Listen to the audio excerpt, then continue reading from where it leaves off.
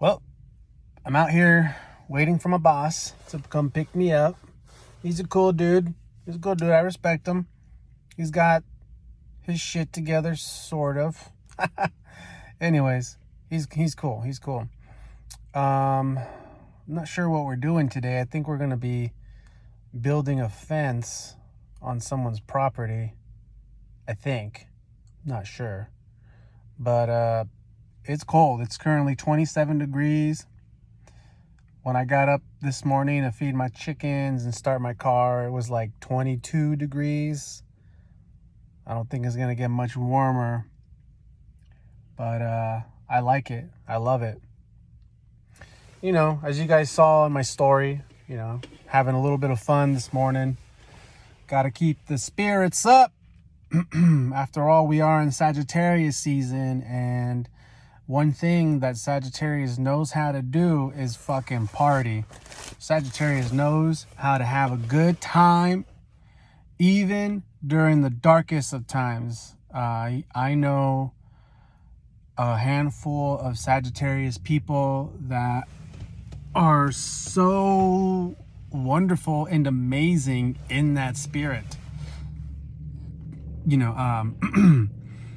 I think probably my favorite Sagittarius person that I know is a woman that I grew up with. And she's not technically my aunt, but you know how we do it in Latino culture. She was my tia, called her Mama Lourdes. She was my mom's best friend from like high school, you know? And she was a Sagittarius. And she was a woman who always put her faith in God, always put her faith in a higher power. And no matter what was going on, like, keep in mind that we grew up in the hood. We all grew up in the ghetto, and, you know, we come from migrant families and that sort of stuff. And there were, you know, many members in our families that were in gangs and drugs, in and out of prison and stuff like that. Teen pregnancies, women popping babies, and fucking child protective services taking away babies, and all kinds of fucking fucked up shit, right? But this woman was like a pillar of light, no matter what was going on in our families and with other people. She always kept a high vibe spirit because she just saw this bigger picture with God, you know, and say, you know, we just got to pray. You know, they're acting all crazy right now because that's not them. That's some kind of demon influencing them. And all we can do is pray to God that the body stays safe while the spirit comes back to themselves. You know, this woman was so fucking wise. And, you know, she wasn't even like super religious. She didn't, you know, go to church. She wasn't like devout Christian or whatever. She just knew what was up. She just understood internally that there is a higher energy. There's a higher power. And it's here with us always. So the other thing about this Sagittarius woman. So first off, Sagittarius is known for being wild and reckless, right? And I'm sure in her youth, before I was born, she was wild and reckless. I mean, she would tell us stories when we were younger. She's like, oh, back in my day, like, if I had it, I flaunted it. She was talking about her titties, you know? She's like, yeah, you know, like, if you got big old titties, like, flaunt that shit, you know, get all the boys looking, you know what I mean? And that's how, and then you could, you know, she was a kick, man. She was a character. She used to tell my sister all the time when her boobs were coming out, like, damn, girl, you better learn how to work those, you know? Crazy shit. Crazy Sagittarius shit, you know? But that's the untamed fire of Sagittarius that just wants to live and experience and have fun, with a tendency to overdo it. To overdo it. Oh, shit, I gotta go. Boss is here. We're back.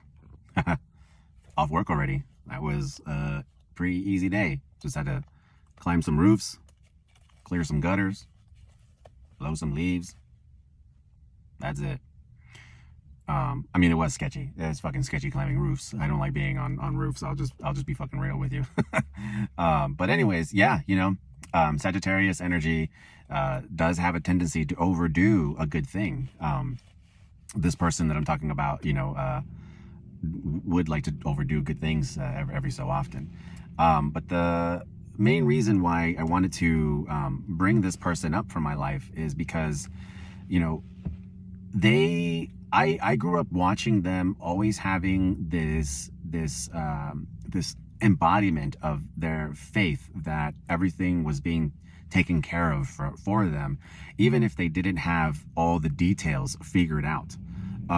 This person that I'm talking to you all today, even though Sagittarius could be known to be wild and reckless and unattainable, unavailable, when Sagittarius's heart is aligned with a greater purpose, or a belief, they are wholeheartedly committed to it. They can be very loyal and devoted.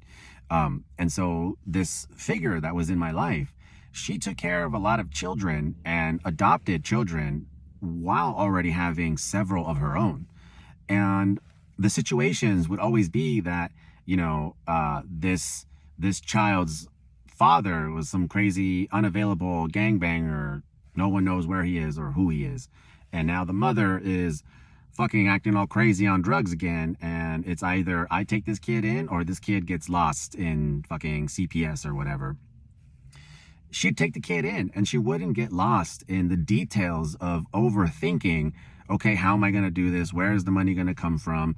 Holy shit, this is another kid I have to raise, feed, clothe, teach, doctors, appointments, all that kind of shit, She just did it. She would just do it. And, eventually when you have a certain amount of kids with levels of different age groups, they just kind of start taking care of their own. You're kind of just running a village and you're the main adult going on there. But she would fucking do that kind of stuff. And, she has raised a lot of children, and good children, really good people that are now adults. And I'm talking about this because the one thing that Sagittarius energy can always remind us about is we have a choice. We have a choice on how we want to perceive the whole big picture of our life and in our reality. Mama Lourdes, this person, she was not the richest person. She was a single mother taking care of like anywhere from fucking 5 to 10 different children, and always opening her home to other people to come crash and stay and find solace.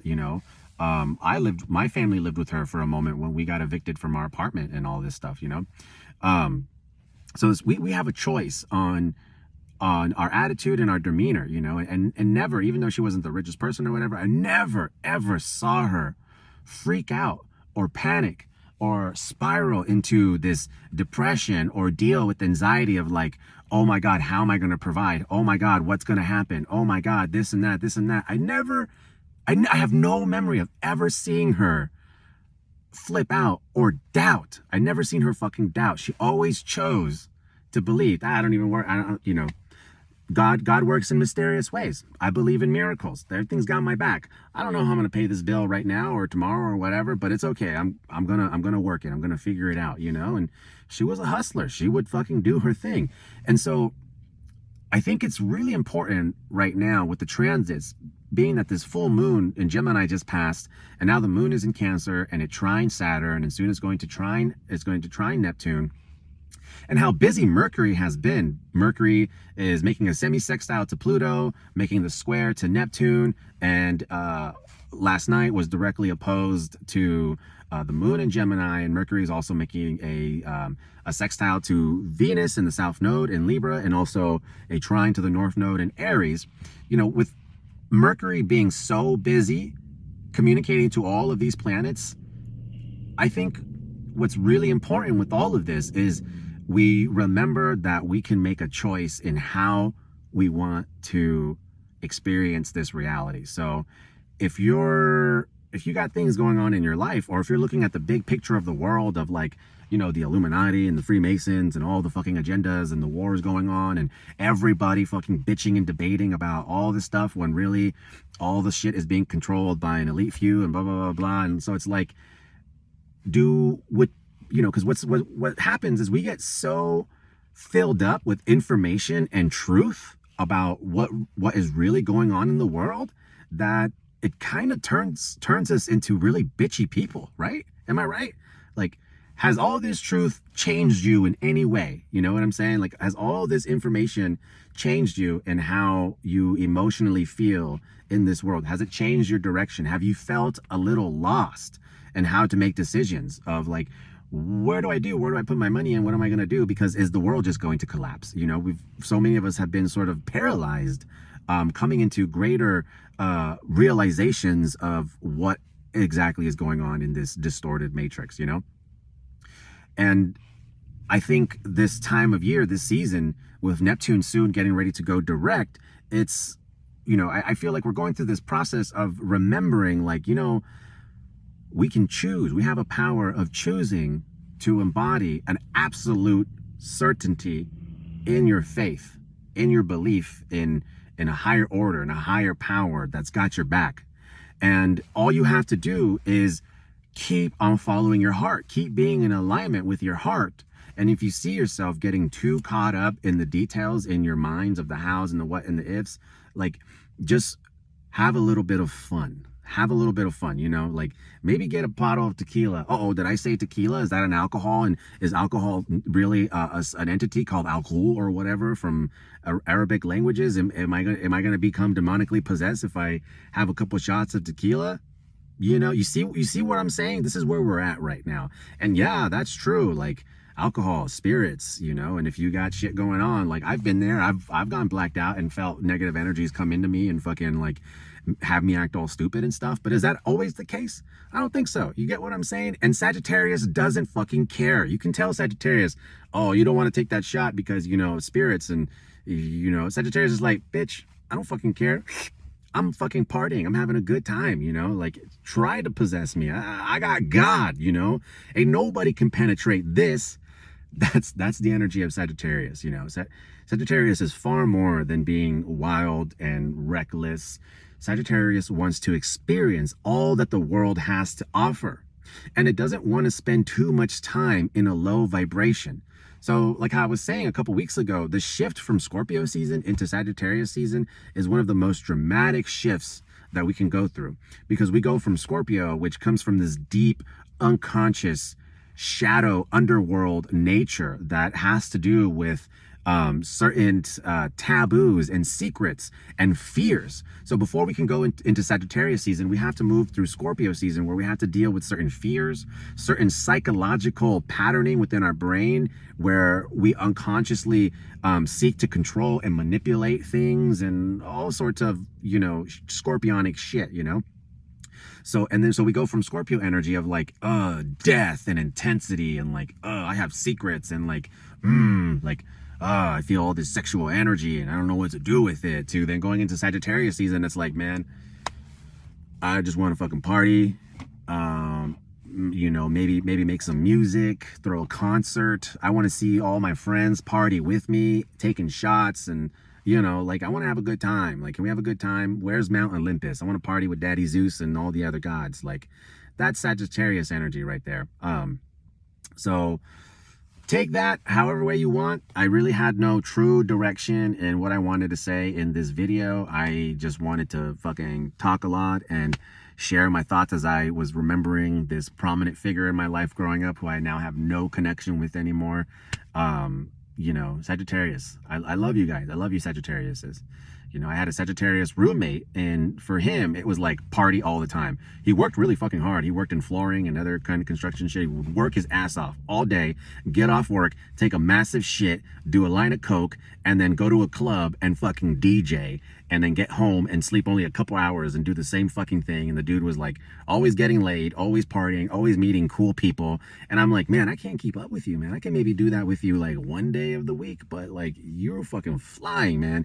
And now he's fucking part of he's like the main media producer of downtown Portland's hottest fucking Latino nightclub. And I'm like, that's it right there. That's what you've had in you all along, is fucking this fucking awesome energy here.